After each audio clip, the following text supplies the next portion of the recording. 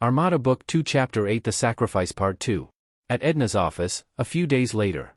Edna was sitting at her desk. Liz, has Victor contacted you yet? It's been 5 days since they have seen Victor. Ever since his daughter came over, he has not been in the office to work. They know he is touring the galaxies with his daughter, showing her around, but 5 days is starting to make it too long. Victor and Stephanie beamed into Edna's office. Speaking of the devil. We were just looking for you. Liz said. This is my daughter Stephanie. Edna, Liz, Stephanie came over and embraced the two women. I just want to thank you for the work you do and for taking care of my dad. Victor never told me he had a daughter.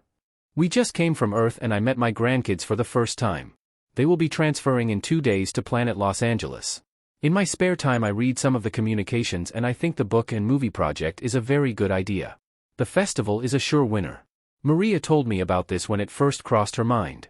Our only problem is we are looking for a network to buy and we don't know who would be willing to sell. Edna said. What networks are there? Stephanie asked. Ashton, please show the networks.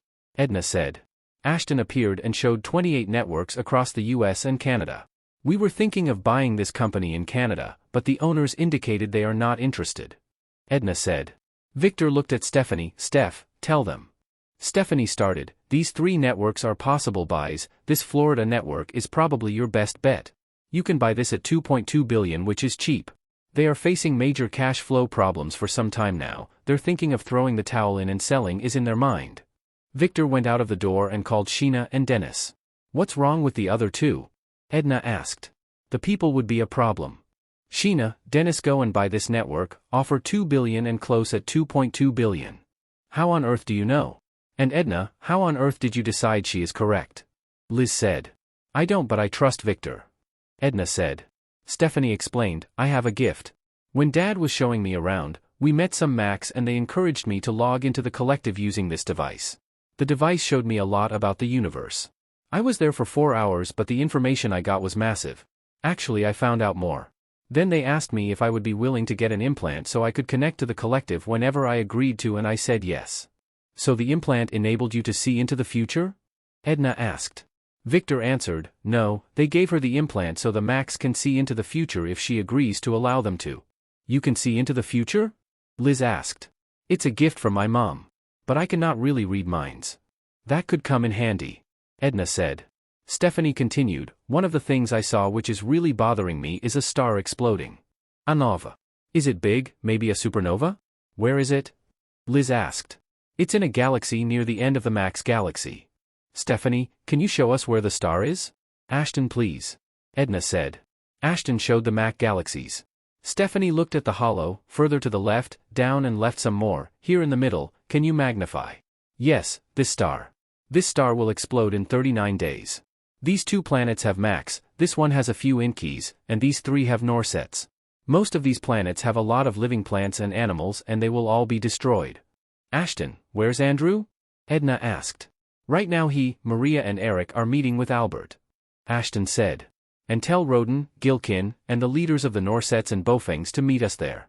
Tell Tony to get his ass there also. Edna said. It's done. Ashton said. Good, beam us all down now to where Andrew is. Andrew, Maria, and Eric have just convinced Albert with the book and movie plans. Albert grata, Yadna, Lis, Victor. And this must be your daughter Stephanie. Albert extended his hand to Stephanie. Albert introduced Timmy, Julia, Eric, and Harold. Roden appeared with Gantley, then Ambassador Gilkin appeared with Gaddin. Andrew introduced Stephanie to the holograms of the 2 leaders and to Gantley and Gaddin. What's up, guys? Roden asked. Then the son of King Madiranat, Prince Bominat, appeared as a hologram. Then Binaton with Tonin showed up as holograms. Andrew introduced her to them as well. Edna, what's up? It's getting crowded in my office. Albert asked. Tony beamed in with Layla. Stephanie, please tell these guys what you told us earlier. Ashton, please. Edna said. Ashton showed the star system. Okay, there's this star that will explode. Liz explained to me that it's called a nova. Here. There are 2 Mac planets here, 3 Norset planets, these 3, and an Inkey planet, this one. All of them will be destroyed in 39 days. And you know this because? Roden asked. Andrew answered, she has a gift. She can see things happening in the future. She cannot read minds though. Gaddin asked, how many Macs in those 2 planets? 30 million or more. I believe her and we will mobilize our people immediately. Gilkin said. How do you know it's a Norset planet? We have no record of this planet being in our Norset network. Binatan asked. Stephanie explained, their leader is a Norset named Madanite, and he is Tonan's mentor. There are close to 5 million of them and 32 million clones. How do you see these things? Binatan asked. Like a movie. They just play out in my mind and I hear them, see around them, and read things around them. But I cannot hear or see their thoughts. What about the Inkies? What do you see about them? Roden asked. They're about 8 million in 3 settlements. They are Intis actually. How about us, Stephanie? Albert asked. Stephanie looked at Albert. Your party will occupy the White House for the next 40 years after your term. I can tell you more but I would prefer in private, not now. She continued, there is an outbreak of a fatal disease in the Inti planet of Sidon in 3 cities in the north. The cure is in a plant you call Tanacina. Ask the Bofangs to help you develop the cure. Roden, you will be wise to choose Bektanon as governor for the Furlit capital planet. He will be loyal to you for a very long time until he dies. She looked at Binatan. I am sorry Binatan, but there is a Norset by the name of Sinatan who calls himself the Trigger. He was your best military leader before he left. He was also your dear friend. Now he controls 3 planets. He developed advanced robots as an army. He infested a Marinti army and took them to 1 planet. The infestation is a virus that lodges in their brain and if you attach a device at their front above the chest, they are turned into slaves or zombies. They will fight and die for Sinatan. Sinatan intends to invade a Mac planet where several consoles are located. You will attempt to talk to him but he will not move and you will be forced to engage. He will lose but you will see so much waste and pain. The pain is higher than usual because he is your friend. Where is he now? Binatan asked. Stephanie turned to the Hollow. Ashton, can you please show me the galaxies behind the Inkies near the Max? Here, magnify this area. This galaxy, magnify this area. This area, magnify this area again. These are the 3 planets under Sinatan. This, and this one. She turned to Gilkin. Sinatan also enslaved about 1 million Max and experimented with their brain using the infestation. The Max are in this planet here. He wants access to the collective but the Max simply shut themselves off and he is not successful. Still he tries other means. He will not succeed in any of his attempts but he will cause great pain and suffering among the Max. Stephanie turned and Prince Bominat, your father will be happy with the one you choose. He may not show it but he believes you will make the right choice and he will be happy. They were all quiet now. Now I understand why your mother kept you hidden away from the world. Andrew said. I would like to request that my abilities be kept secret. That all of what I said here must be kept secret and to be known only to those persons in this meeting. If people know of my abilities, harm will befell me and my family, my friends and most especially all of us in this meeting. People will try to get to you to get to me. I hope you will understand. My mother and father sacrificed a lot so I could do the things I would be doing. My mother knew this will happen and she also knew she had to sacrifice her life to make this happen, so I could be here for all of you. Please do not make my mother's sacrifice go to waste. Victor held his daughter from the side and kissed her head. She died protecting me. Victor said. When will Sinatan attack? Binatan asked. 92 days from now. He really intends to attack in 61 days but your presence will cause him to postpone the attack. He will assess your strength so you better just go there with a small party and never mention your capabilities. Even if you tell him your capabilities, he will not believe you and will still attack. So it is wiser not to tell in the first place to protect your army. Stephanie continued, Ashton, please move to a galaxy near the Bufang on the other side of the Morts. These 4 planets will be fighting with these 2 planets in a few days. They are of the same species and they call themselves Munoans. There will be millions of lives lost since the war will last for 10 years. You can prevent this war if you can disarm both sides. They will not stop until all their weapons are taken away from them. Stephanie continued, and the Firedawn is not only endemic to Layla's planet. You can find them easily in 40 more planets around Layla's planet. So we have to launch a massive evacuation plan to complete in 36 days or less and fight Sinatan in 92 days. Then we have time to prevent the Munoans from exterminating each other. It's pretty clear to me. Plus curing the Intis for me. Roden said. We should work on the evac at once. My other concern would be the animal and planet species in the affected planets. We have to get them out. Binatan said. Out of nowhere, Andrew exclaimed, what about the festival, Stephanie? It would be a rousing success, beyond your expectations. Beyond anybody's expectations actually. Several millions will be in attendance so you should prepare for 5 times your target at least. Obviously, you can surmise it will be held after all the tasks are done. What festival? Byneton asked. I don't know of any festival. Albert added. Roden exclaimed, I get it, Andrew, you sly. You let Stephanie tell these guys it will be such a great success before they even agree to hold it in the first place. That is so sneaky. Byneton said. So now we know we have agreed on something we don't know yet. Albert said. But hold the festival in a planet near Planet Portland, Ashton, please. Hear this one. Make this your permanent festival planet. The one Gantley is suggesting will have 2 massive earthquakes and it will destroy the infrastructure you will set up. And thank you, Andrew, for the cloaked security detail you put around my family. They are all tagged and can beam up at a moment's notice. So no problem there. She continued, let me make something very clear to all of you. There are events that I see that will not change because nobody can change them like the Nova. But there are events like the war or even political outcomes that can be prevented because we can still do something about it, or if not, try harder to influence the outcome.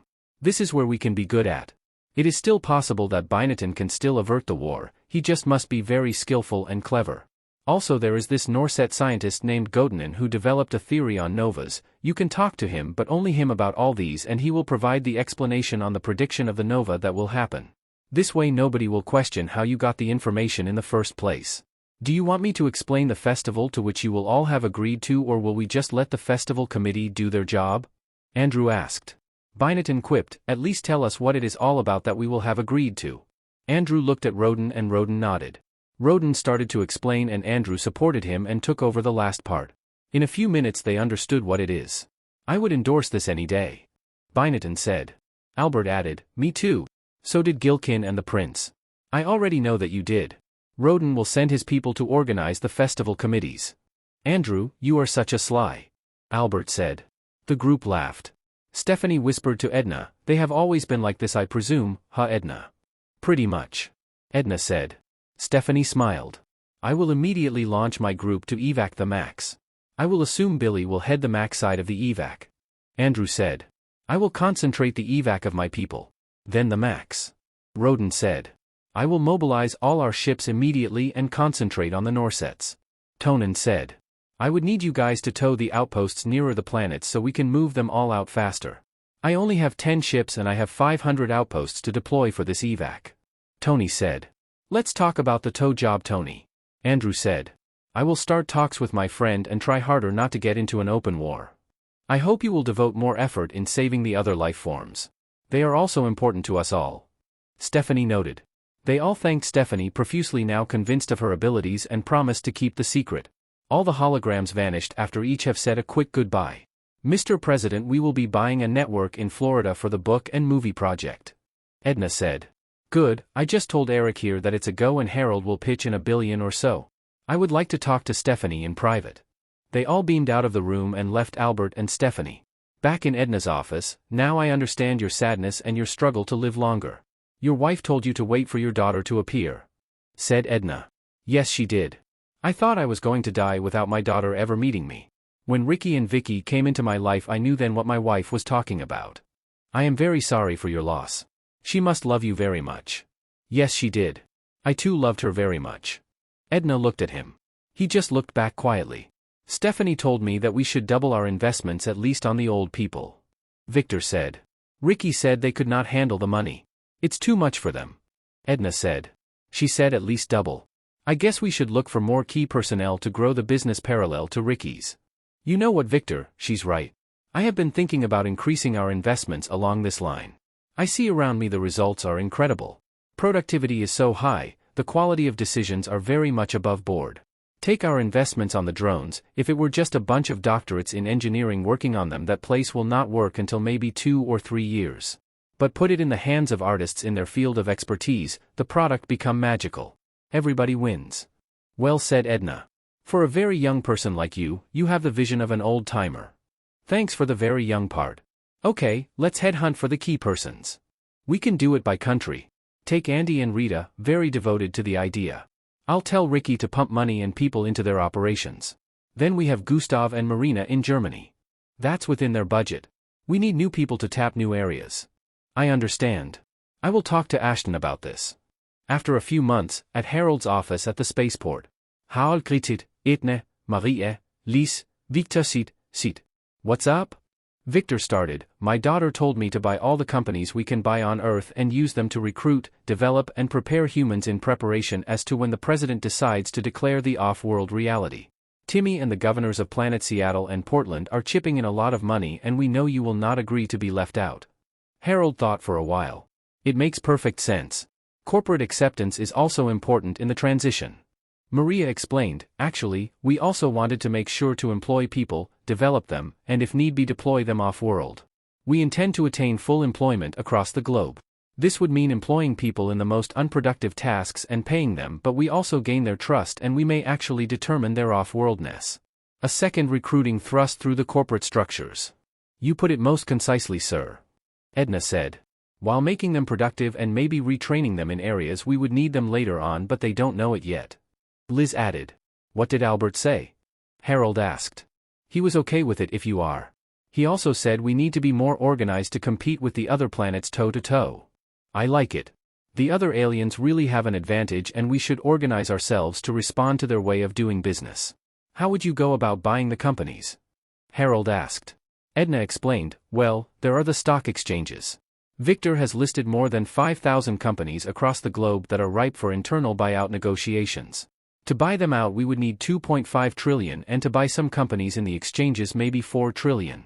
It will take us 3 months to take over and another 6 months to reorganize the companies to meet our goals. I can give you 2.5 trillion. Harold said. Your allotment is up to 2 trillion only. But we will just add more companies to buy in the exchanges with the additional money. Maria said. Good. Frankly, I wanted to give you 3.5 but you might balk at the amount and say my allocation is only 2 trillion, which I already calculated in my head judging from my experience with you guys. We figured that you would figure it that way too. The US government has always gotten the lion's share. I guess you already factored the off-world governor's money. Edna said. How much did they put in? Harold asked. Timmy put 1 trillion and the two planets a combined 500 billion. So the banking coups put in 3 trillion? Harold asked. Yes. Victor said. That's not a lot. So what's next? Harold asked. How did you figure that, sir? Edna asked. Well, I heard Timmy collected 3 trillion in taxes while the other two planets almost 1 trillion each. So a lot of money was made off-world. Besides, I get the monthly financials and there's a lot of money which includes our money floating around. Victor answered, you are correct, sir. That's the first half of our agenda.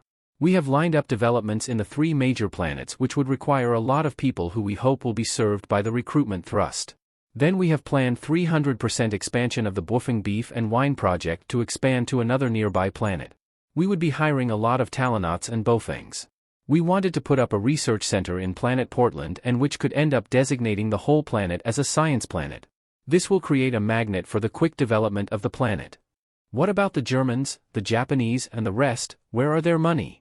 Harold asked. They are all part of the banking cooperatives and their planet governors wanted to spend most of their money on building infrastructures on their planets. We were discussing with the Germans and Japanese the prototyping of an interstellar ship for 10 people that we can sell to humans and maybe some Macs. We intend to also build these in Planet Seattle, Berlin, and Tokyo. The idea is to enable people to travel independent of the hops while enabling the hops to transport these small ships which are the size of a medium truck. Edna said. The idea was actually suggested by Roden since most of his people have this and because of the large number of planets they have, they are not into building them for other aliens. We believe there would be a big market for these. Maria said. With the new aliens connected by the hops these ships will have a very large market. Victor said. Did you consider that 7 trillion being pumped into Earth economy may be inflationary? Harold asked. That's why you would have to tell your people to withdraw some money out of the system by selling their bonds while we pump in the money. We figure you can siphon off 2 trillion in 6 months. We also intend to borrow from the banks. 80% would be leveraged buyouts, then slowly we pay out the debt say in a year's time. Victor said. Edna added, 70% of the companies are in the developing countries in Asia and South America. We would also establish a lot of non-profits, maybe hundreds, then pump money into the system to jumpstart and support our purpose of owning their local for-profit companies. US government guarantees would work well with these governments. Victor added, it may not sound profitable but we are talking about several decades down the road and control of a sizable number of good employees for off-world work. I guess you guys are thinking in tens of years already. Harold said. The size of the money we are talking about requires us to plan 50 and 100 or more years ahead. Edna said. One of the major projects we have started is to provide for our own industrial TPs in the hop ships. Most of the hop ships are very large, like the Tasman ships, and the major lines are all large ships. It does not hurt to put an extra industrial TP somewhere in these large ships solely devoted for transport of goods among planets and galaxies. This way the regular TPs are not burdened, and since the transport vehicles are very heavy, they mess up the regular industrial heavy-duty TP. We don't want to mess them up. Maria said. TPs, the heavy-duty industrial ones, are really expensive. Harold commented. It's like investing in your own highway devoted only for your trucks. In the end, it will result in faster and more deliveries. Edna said. You know the TPs are getting to be a burden among the galaxies. Next week Roden is calling a meeting to address the maintenance of the ships. Harold said and looked at Maria. Yes, the line of thinking would be to develop these large ships into transport centers where areas would be rented out to small businesses to operate small hotels, restaurants, communication centers, and so on. The governments will foot the construction and development by paying the renovation and construction people, then collect rent. So we would actually pay for our space for the industrial TPs. Maria said. Edna added, the funny thing was that when Roden heard about what we were planning on the TPs through his best friend Maria over here, he commissioned a group to study this, and they found out that the Inkeys can also do the same because the network is so redundant, and since we can afford only one line, they can set up another line in another or even the same ship for their use. You can expect the other aliens to be copycats in a few months. By the way, Andrew's group has made contact with several human planets with hundreds of millions of people. You may want to take a look at these and see how we can integrate their economies into the network. Harold said. Roden told me about this, but his assessment is that these planets may not be into intergalactic trade until they get a certain footing or settle down from the ravages of war and occupation. Maria said. He's probably right. But I want you guys to make sure. Get to them first before anybody else. Harold said. Albert, Timmy, Julia, and Daisy appeared before Harold. Harold stood up and so did Edna's group. Sit down guys, please. Albert said. Albert continued, Harold, we've been friends since we were in college, right? You're scaring me, Mr. President. They all looked at Albert. I am here, Harold, to humbly nominate you as the next president of our country. There was a momentary stillness passing through the group like a cold wind. Accept or die. Julia threatened. That's my line, Julia. Albert quipped. I know that. Julia smiled at Albert. Harold approached Albert and embraced his buddy hard. Am I going to win? Of course you are you kidding me? We'll do the proper announcement next month. But you can choose your campaign people immediately. Yes. But why me? Harold asked. You know why. Albert said. Make sure you get a replacement for me because I am about done here. Julia said. Me and Julia here will work off-world. I would head the Human Council, take over from Timmy here, and Julia will be our human rep with all the heads of various alien species. Timmy will be planet governor and head of the US planets. Albert said. So it's me who's going to announce the off-world reality? Harold asked. Yes, but announcing it now will mess up your campaign. Albert said. So you think we can still hold out for more than 2 years before all of this is out? Harold asked. Yes. People should be focused on you and your opponent. The media will see nothing else. By the way, how is the TV series going? He looked at the girls. I have put the best in the business at the start. The writers started working and they concluded that the stories are really not at all exciting because most just reflect the boring off-world life.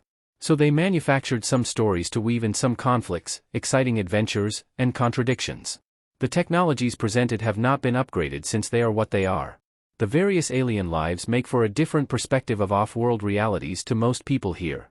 Several episodes were devoted to showing the lives of aliens and they are more popular than the human stories. Maria said. Edna added, the TV series is proving to be a great cover-up, although unintentional, for off-world activities. The sci-fi convention we have promoted them in recently were least visited. People visit, shake their heads and leave. As Maria said, they don't like boring. But they are getting familiar with the alien species, the looks, the off-world technologies, and relationships. But they don't believe any of those. That may be a good sign. Julia said. So the theme is really how our lives are as boring as it may be. Harold said. Edna answered, yes, and how the relationships among various species develop into a more cohesive and boring network. It's like a social show and deals with concepts of equality, relationships with other species, intergalactic trade, cooperation, and explaining a reality very far from what Earth people believe is out there. Sometimes there are stories of war, space fights and armed struggle. Then the after-war refugee operations, rebuilding, and training. So it's still boring. Harold said. Yes, but it is how it is. Maria said. Who will take charge of the government's money off-world? Harold asked. Maybe you can have the CIA handle it. They have more than half the money anyway. Albert said. I will just let these girls handle the remaining $5 trillion. Edna, Maria hold on to the money and find ways to make it grow. I want the interstellar car to push through and I also want to invest on the dedicated TPs in the Hops ships. Harold said. As you wish, sir. Edna said. What interstellar car and special TPs? Albert asked. Maria explained the two at length and later discussed their intention to buy Earth companies for a second recruitment push. Try to focus your recruitment outside the US so the focus will remain on Harold. Albert said. That's true. Besides, it's about time we push recruitment in other countries. The US population did not grow as we hope it would. Julia said.